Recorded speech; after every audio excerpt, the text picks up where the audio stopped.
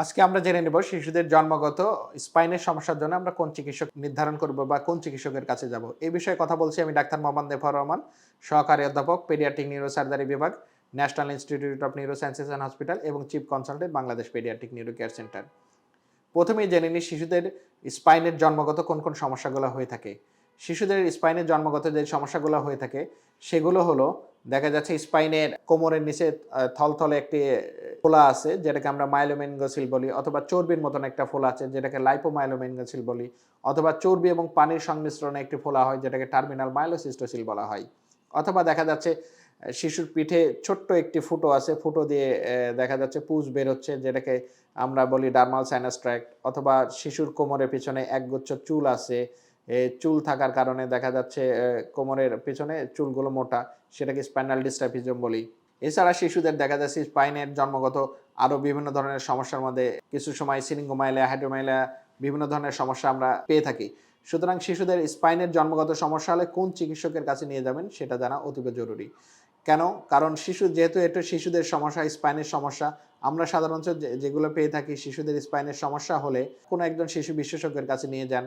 শিশু বিশেষজ্ঞ দেখে হয়তো বা ওনাকে পরামর্শ দিলে, এখন বাচ্চা ছোট, এটা সাধারণত অপারেশনের মাধ্যমে চিকিৎসা করা হয়, কিন্তু আপনার বাচ্চা ছোট জন্য অপারেশন করা যাবে না। আপনি অপেক্ষা করুন ৩ মাস ৬ মাস অপেক্ষা করার পরে বাচ্চা বড় হলে তারপরে একজন অপারেশনের ডাক্তারের সাথে পরামর্শ নিন। অথবা আপনি এটাকে, যেহেতু অপারেশনের কেউ জানে যে এটা অপারেশনের মাধ্যমে চিকিৎসা করতে হয়, সুতরাং একজন অপারেশনের ডাক্তার উনি একজন শিশু সার্জনের কাছে নিয়ে গেলেন। শিশু সার্জন দেখলো, দেখে উনিও হয়তোবা উনার মতন একটি সাজেশন দিল। এসবভাবে দেখা যাচ্ছে আপনি আপনার বাচ্চাকে কখনো শিশু মেডিসিন অথবা শিশু সার্জনের কাছে নিয়ে যান। কিন্তু আসলে এই রোগের বা শিশুদের স্পাইনের জন্মগত সমস্যার জন্য প্রকৃত চিকিৎসককে জানা জরুরি।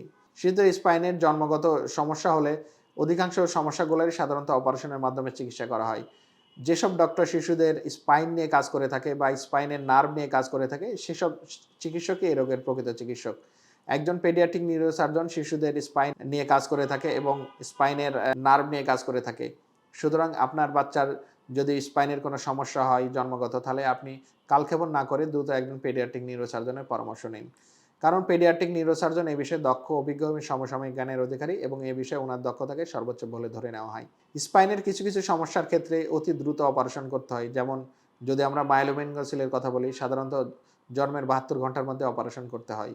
অথবা যদি টার্মিনাল মাইলোসিস্টোসিলের কথা বলি, সাধারণ কিছু কিছু ক্ষেত্রে লেখা আছে উইদিন মান্থের মধ্যে অপারেশন করা উচিত। আবার লাইপোমাইলোমেনগোসিলের অপারেশনও যত দ্রুত সম্ভব করে ফেলা উচিত। সুতরাং আপনি যদি বিভিন্ন ডক্টরের কাছে ঘুরতে থাকেন, তাহলে যে জিনিসটা হবে, তারা বিভিন্ন ধরনের উপদেশ দিবে। আপনি হয়তোবা এই ক্ষেত্রে আপনার কালক্ষেপণ হতে পারে, সঠিক সময়ে আপনি চিকিৎসাটা শুরু করতে পারছেন না, এজন্য আপনার বাচ্চার সমস্যা হতে পারে। অথবা দেখা যাচ্ছে আপনি বিভিন্ন ডক্টরের কাছে ঘুরতে গিয়ে তারা বিভিন্ন ধরনের পরীক্ষা-নিরীক্ষা দিচ্ছে। এক্ষেত্রে দেখা যাচ্ছে আপনার অর্থের অপচয় হচ্ছে। কিন্তু আপনি যদি প্রথমেই জানতে পারেন শিশুদের স্পাইনের জন্মগত রোগের জন্য কোন চিকিৎসক সঠিক চিকিৎসক, তাহলে আপনি প্রথমে আপনার শিশুকে সেই চিকিৎসকের কাছে নিয়ে আসতে পারেন। এক্ষেত্রে আপনার যে ২ টি উপকার হবে, প্রথমত আপনি অল্প সময়ের মধ্যে একজন সঠিক চিকিৎসক নির্বাচন করতে পারছেন এবং অহেতুক যে বিড়ম্বনা থেকে বেঁচে যাচ্ছেন, আপনার সময় বেঁচে যাচ্ছে, সময় যেমন বেঁচে যাচ্ছে, আপনার অর্থের অপচয়ও কমে যাচ্ছে। সুতরাং আপনি যদি আপনার বাচ্চার সঠিক রোগের জন্য সঠিক চিকিৎসক নির্ধারণ করেন, তাহলে আপনার বাচ্চার সুস্থ হওয়ার সম্ভাবনা অধিকাংশ ক্ষেত্রে বেড়ে যায়। সুতরাং সঠিক রোগের জন্য সঠিক চিকিৎসক নির্বাচন করুন। ভালো থাকুক আপনার বাচ্চা, সুস্থ থাকুক আপনার বাচ্চা, সুচিকিৎসায় সুন্দর আগামী, এই প্রত্যয় বাংলাদেশ পেডিয়াট্রিক নিউরো কেয়ার সেন্টারে পথ চলা।